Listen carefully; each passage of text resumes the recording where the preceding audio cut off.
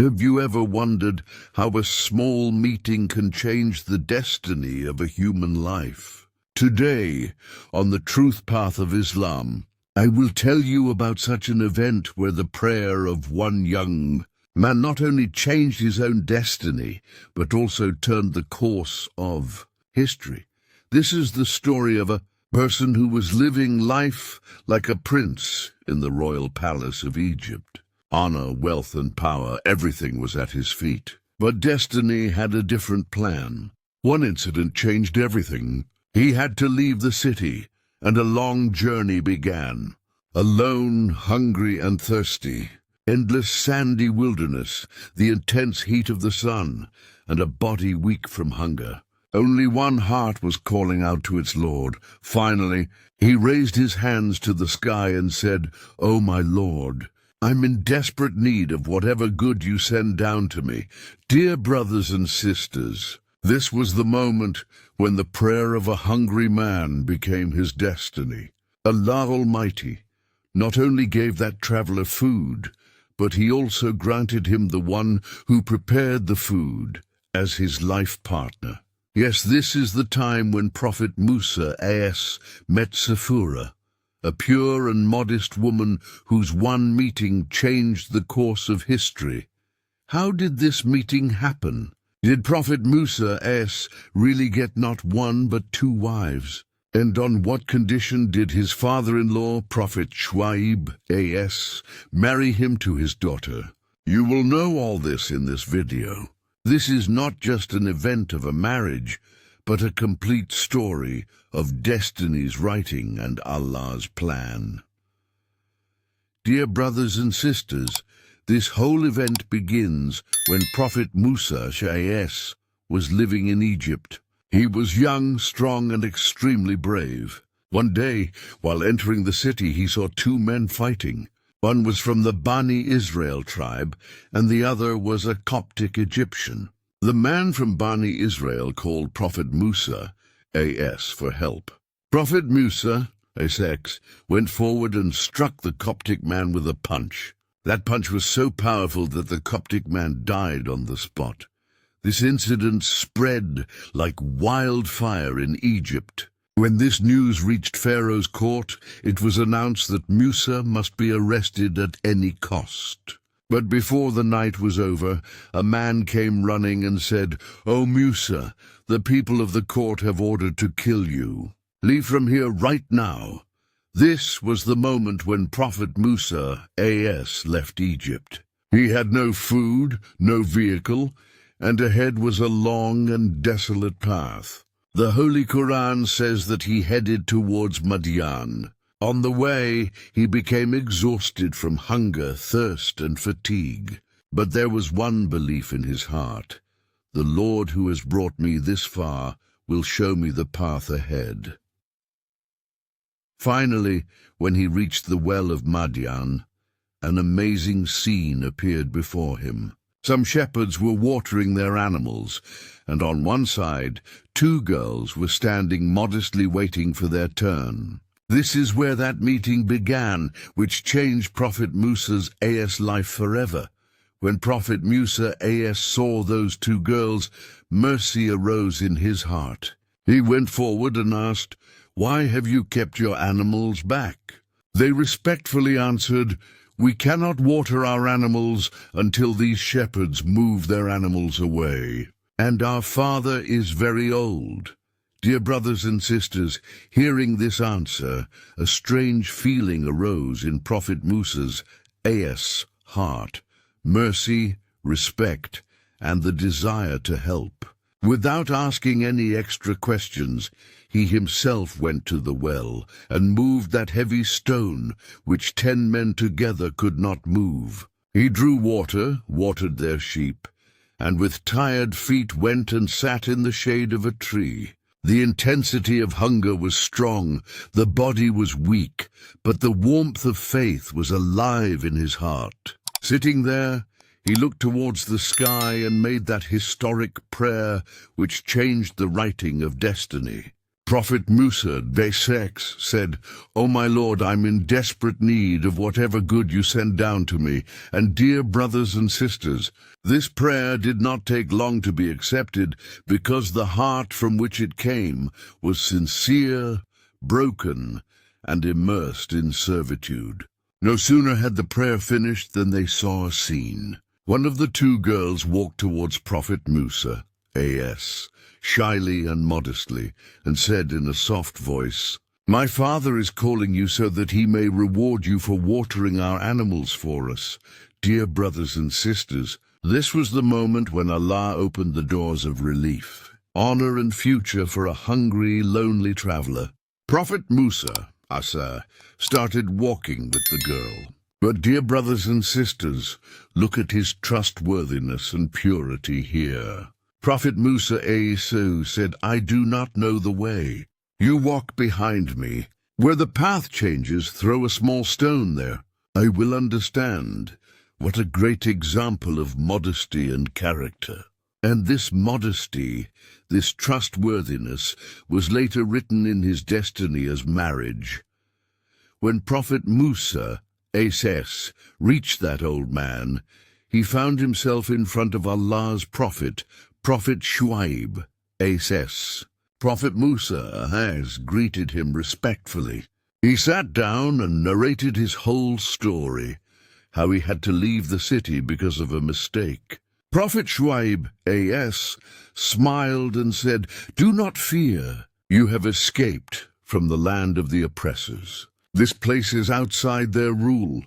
Then his daughter, that is Safura, R.A., said to her father, "Father, hire him as a worker, because the best worker is he who is strong and trustworthy." Hearing this, Prophet Shuaib A.S. asked, "Daughter, how did you know that he is strong and trustworthy?" Safura, R.A., answered, "Father, the stone at the well that 10 men could not move, he moved it alone. This is the proof of his strength. And when I went to call him, he said, 'I will not walk behind you. You walk behind me,' which is the proof of his trustworthiness." Dear brothers and sisters, this was the moment when Prophet Shuaib A.S. said, "I wish to marry one of these 2 daughters of mine to you. The condition is that you will work for me for 8 years. And if you complete 10 years, it will be a favor from you, and I do not want to put you in any difficulty. Inshallah, you will find me to be one of the righteous in the future." Prophet Musa said, "This agreement is settled between me and you. Whichever of the 2 terms I fulfill, there will be no injustice against me. And Allah is the witness and guardian over what we say." Dear brothers and sisters, the name of Prophet Musa's A.S. wife is Safra R.A. She is the elder daughter of Prophet Shuaib A.S. The event of their marriage is described in the Holy Quran. Dear brothers and sisters, when Prophet Musa A.S. reached Prophet Shuaib's A.S. house and described his situation, Prophet Shuaib A.S. listened to his words with great affection and wisdom. He understood that this is no ordinary traveler, but an extremely righteous, virtuous, and God-fearing person. So Prophet Shuaib A.S. asked for advice regarding his 2 daughters. Commentators have written that the names of those daughters were Safra and Leah. In some narrations, the names Safra and Sirka are mentioned. Again, some scholars have mentioned the elder daughter as Safa and the younger daughter as Safira. However, most hadith scholars and commentators, such as Ibn Hibban, Bazzar, and Tabarani, all agree that Prophet Musa's A.S. marriage took place with the younger daughter, Safura, R.A. It's mentioned in the Quran that it was Safura who walked modestly to Prophet Musa, A.S., and said, "Father, hire him as a worker, because the best person is he who is strong and trustworthy." Dear brothers and sisters, This marriage and wisdom gave Sapphira, R.A., such a status that the prophet of the age married her. Before marriage, she used to serve her father, and after marriage she used to serve her husband. Dear brothers and sisters, it is narrated that time passed.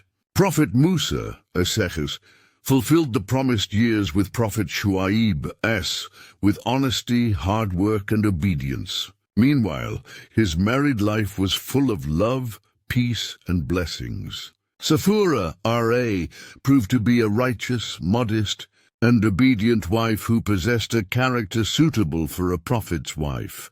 Then one day, when the term was completed, Prophet Musa, A.S., said to his family, "Let us return to our country." It was night.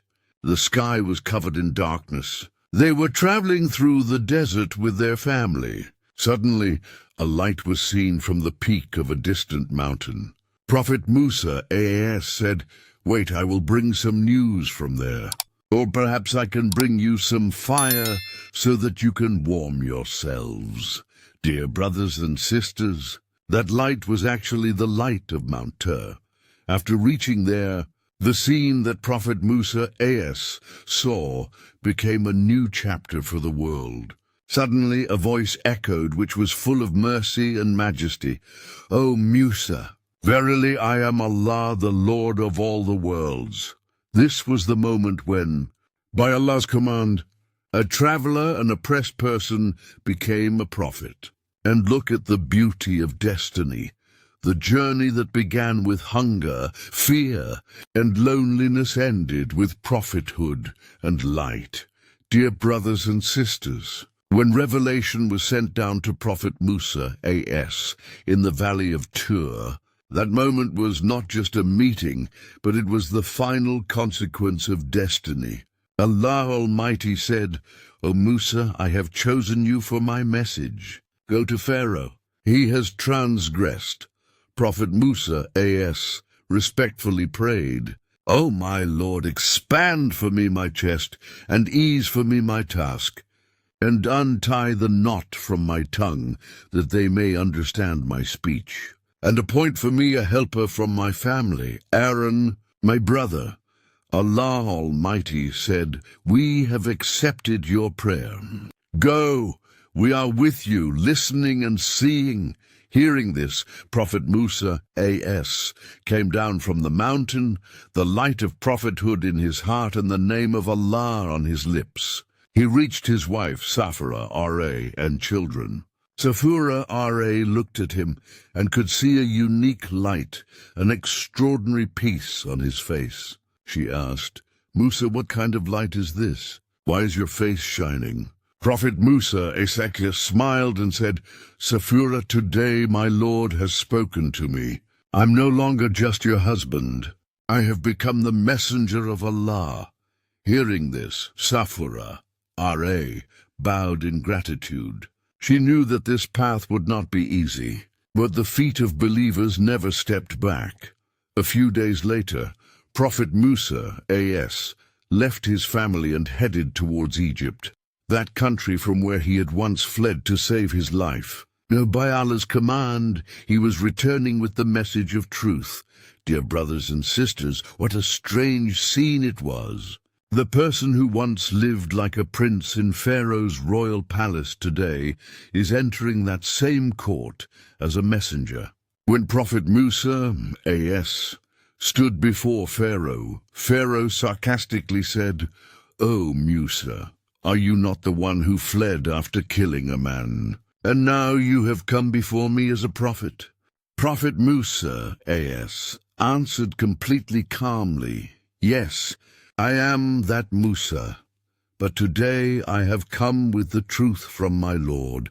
I want to tell you to believe in Allah and free the Bani Israel." Pharaoh laughed and arrogantly said, "Is there any God other than me?" And Prophet Musa, A.S., answered, "My Lord is he who created everything and then showed the way." Pharaoh said, "If you are truthful, then show a sign." Then by Allah's command, Prophet Musa, Ace, threw his staff on the ground, and it turned into a live snake. The whole court trembled. Pharaoh's magicians were stunned because they knew this was not magic, but reality. But Pharaoh's arrogance threw a veil over his heart. He said, "This is magic. Tomorrow I will call all my magicians. Let's see who wins." Dear brothers and sisters, the next day, Egypt's biggest field was prepared. People gathered. Pharaoh sat on his throne, and hundreds of magicians entered the field with ropes and staffs. They said to Prophet Musa, AS, "Will you throw first, or shall we throw?" Prophet Musa, AS, said, "You throw." They threw their ropes. The ground filled with snakes. People screamed in fear. Then by Allah's command, Prophet Musa, AS, threw his staff, and it swallowed all those ropes and snakes. Seeing this scene, the magicians were amazed. They knew this was not magic. This was the power of Musa's Lord, and they fell down in prostration and said, "We believe in the Lord of Musa and Harun." AS. Pharaoh's pride was broken, but his tyranny remained. Those who believed in Prophet Musa, AS, were punished. But faith had now spread. And meanwhile, in Madian, Safura Hare was staying awake all night, praying for her husband's mission.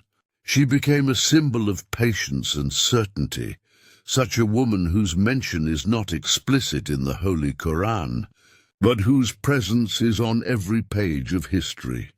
Dear brothers and sisters, Prophet Musa's AS journey was now no longer just about preaching. It was the beginning of liberation, that time when Bani Israel was taken from slavery to Allah's path.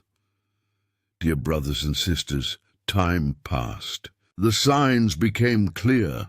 Prophet Musa, AS, showed miracle after miracle to Pharaoh. The miracles were not just signs, but were divine messages that shook human arrogance. Allah Almighty wanted Pharaoh to understand the truth and leave his tyranny. But Pharaoh's heart had turned to stone. Such signs appeared before his eyes that even great kings would tremble at seeing. But every time he remained firm in his stubbornness. The first punishment was sent down, water turning into blood. Egypt's Nile River, on which their whole life depended, suddenly turned into blood. People came to draw water, but thick red blood would come out of the jars and pots instead of water. Their livestock screamed in thirst. All food and drink became impure. But the amazing thing was that where Bani Israel lived, the water there was clean and pure. Pharaoh saw this scene, but instead of taking a lesson, called it magic. When he saw that the danger was increasing, he said to Musa, "Pray to your Lord. If this danger is removed, I will believe." Prophet Musa, AS, prayed, and Allah removed that punishment. But as soon as he got relief, Pharaoh broke his promise again. Then came the second punishment, frogs. Dear brothers and sisters, just imagine frogs everywhere, in houses, in kitchens, on beds, on the king's throne, even inside Pharaoh's crown. People would sit to eat, and a frog would jump into the bowl. They would sleep, and frogs would jump on their bodies. All of Egypt filled with the sound and filth of frogs. But still, Pharaoh's heart did not soften. He again said, "Musa, pray to your Lord. I will let you go." Prophet Musa, AS, prayed, and when the frogs disappeared, Pharaoh broke his promise again. Then the third punishment was sent down. Lice. The dust of the earth turned into lice, and they would stick to the bodies of humans and animals. There was no peace. Neither was it possible to sleep nor to eat. The whole kingdom plunged into misery. Pharaoh's court magicians and ministers shouted, "This is not magic. This is Allah's wrath." But not even the slightest sense reached Pharaoh's ears. He remained drowned in the arrogance of claiming to be God and kept denying Prophet Musa, as again and again. Then came the fourth punishment, swarms of flies and savage insects. They began to fly everywhere. They would bite people's bodies. They would fall into food and drink. People screamed. But Pharaoh still did not back down. And when Pharaoh's people showed stubbornness again, Allah's fifth punishment was sent down, disease on livestock. Animals died. Camels, cows, sheep, goats all began to die. The country filled with the stench of dead animals. Egypt's economy was destroyed, but Pharaoh's arrogance remained. Allah Almighty then revealed another sign through Prophet Musa, as boils and sores on the body. Pimples and wounds covered people's bodies. No ointment worked. No medical treatment worked. Still, they remained firm in their stubbornness. Then the seventh punishment was sent down, terrifying hail. The sky was covered with clouds. Lightning flashed. Stones like rocks began to fall from the sky. Trees broke. Crops were destroyed. Roofs of houses began to collapse. This scene was like doomsday. Pharaoh's subjects screamed in fear, "O Musa, tell your Lord to save us." "We will believe." Prophet Musa, prayed, and the punishment was removed. But as soon as the sky cleared, Pharaoh said, "That was temporary magic. Now came the punishment of locusts." Dear brothers and sisters, just imagine the sky became black as if the sun was covered. Millions of locusts covered Egypt. They ate fields, gardens, and trees, everything. The land became barren. The environment became dark, and people became exhausted from hunger. This was Allah's punishment, so that humans might humble themselves from arrogance. But Pharaoh, instead of bowing down, stiffened his neck. Then came the ninth punishment, darkness. Such thick darkness that the sun could not be seen. For 3 days, darkness covered Egypt. No one could get out of the house. No lamp could give light. But where Bani Israel lived, there was light and peace. This was a clear sign, but Pharaoh still did not believe. Finally, Allah Almighty sent the 10th and most severe punishment, the death of the firstborn sons. In one moment of the night, a wail rose from the houses of Egypt. In every house, the first child died. Whether it was the king's or a common laborer's, only the houses of Bani Israel were safe. This was the moment when the walls of Pharaoh's arrogance began to shake. But the devil inside him was still not silent. After every punishment he would promise, "O Musa, pray to your Lord. I will agree. I will let you go." And when the danger was removed, he would say, "I myself am God. What can Musa do to me?" A curtain of arrogance had fallen over his heart in such a way that despite the truth being clear, he kept denying it. So, dear brothers and sisters, these were not just events, but repeated warnings from Allah. Humans should stay within their limits. Creation should not try to be the creator. But when stubbornness and arrogance become strong in the human heart, the consequence is always destruction. After this stubbornness, this arrogance, and this false pride, finally that day came when Allah Almighty ordered, "O Musa, set out with my servants at night and do not fear, because you all will be safe." Prophet Musa, gathered Bani Israel. The night was dark. There were clouds in the sky, and silence prevailed in the streets of Egypt. Thousands of slaves came out of their houses. There was hope on their faces that this night would be the night when centuries of slavery would end. On the other hand, when Pharaoh got this news, he chased them with his army. The ground trembled with the sound of Pharaoh's war chariots, horses, and swords. Behind them was Pharaoh's army, and in front was the Nile River. the feet of Bani Israel stopped and they became panicked. They said, "Musa, now we are caught." Prophet Musa, A.S., said with full faith, "Never, my Lord is with me. He will surely guide me." Dear brothers and sisters, this was the moment when human hope ends and faith begins. Allah ordered, "O Musa, strike the sea with your staff." Prophet Musa, A.S., struck with the staff, and the sea divided into two parts. The water piled up like mountains on two sides, and a dry path was created in the middle. Bani Israel watched with amazement. Then everyone started walking on that path. On one side was faith. On the other side was a miracle. Pharaoh saw this scene and said in his arrogance, "If Musa's sea can divide, then a path will be created for me too." He descended onto that path with his army. But when Bani Israel reached the other side, Allah Almighty ordered, "O Musa, strike your staff again." And in an instant the water collapsed from both sides. Waves rose like mountains, and Pharaoh and his army drowned. In his last moment he shouted, "I believe that there is no God but the Lord of Musa and Harun."